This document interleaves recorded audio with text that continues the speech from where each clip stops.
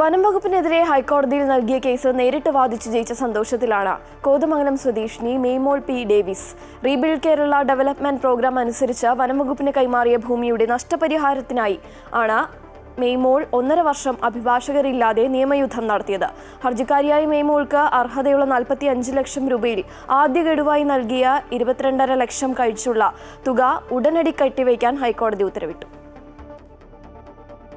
മികച്ച കർഷകയ്ക്കുള്ള പുരസ്കാരം നേടിയ മെയ്മോളുടെ മാതാവ് മോളി 1.5 ഏക്കറോളം വരുന്ന സ്ഥലത്ത് വിവിധ കൃഷികൾ ചെയ്താണ് ഉപജീവനം നടത്തിയിരുന്നത്.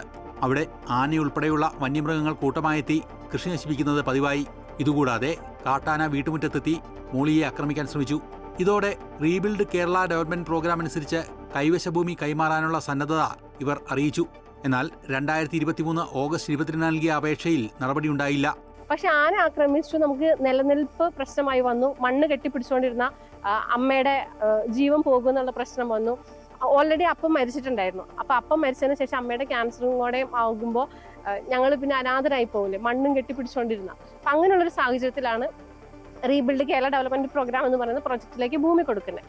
പക്ഷെ പല കാരണങ്ങൾ പറഞ്ഞിട്ട് വനം വകുപ്പ് എൻ്റെ അപേക്ഷ സ്വീകരിച്ചിട്ടുണ്ടായില്ല. ഭൂമി ഏറ്റെടുത്ത് നഷ്ടപരിഹാരം നൽകാൻ 2024 ഡിസംബറിൽ സിംഗിൾ ബെഞ്ച് ഉത്തരവിട്ടിട്ടും അത് നടപ്പാക്കിയില്ല. പിന്നീട് കോടതിയലക്ഷ്യ ഹർജി നൽകിയെങ്കിലും സാങ്കേതിക കാരണങ്ങൾ പറഞ്ഞ് വനം വകുപ്പ് തടസ്സങ്ങൾ ഉന്നയിച്ചു. ഇതോടെ മെയ്മോൾ ഹൈക്കോടതിയിൽ വീണ്ടും അപ്പീൽ നൽകി. ഞാൻ ആദ്യം പോയതൊരു വക്കീലിനെ കണ്ടു. വക്കീലിന്റെ ഫീസ് എന്നെ കൊണ്ട് താങ്ങാൻ പറ്റില്ലായിരുന്നു. അപ്പോൾ നമ്മൾ കെൽസയിൽ പോയി.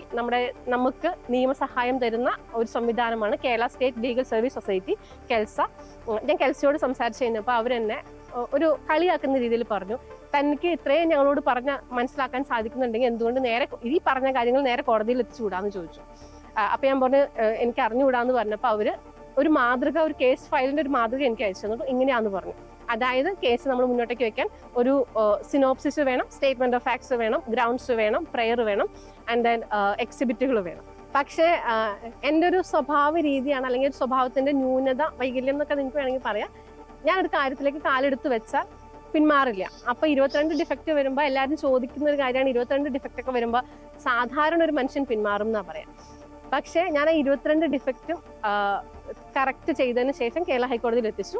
ചരിത്രത്തിലും ആർക്കിയോളജിയിലും ബിരുദാനന്തര ബിരുദവും നെറ്റും പാസ്സായിട്ടുള്ള മെയ്മോൾ ഉന്നത വിദ്യാഭ്യാസം ലഭിച്ച കരുത്തിലാണ് നിയമ പോരാട്ടത്തിനിറങ്ങിയത്.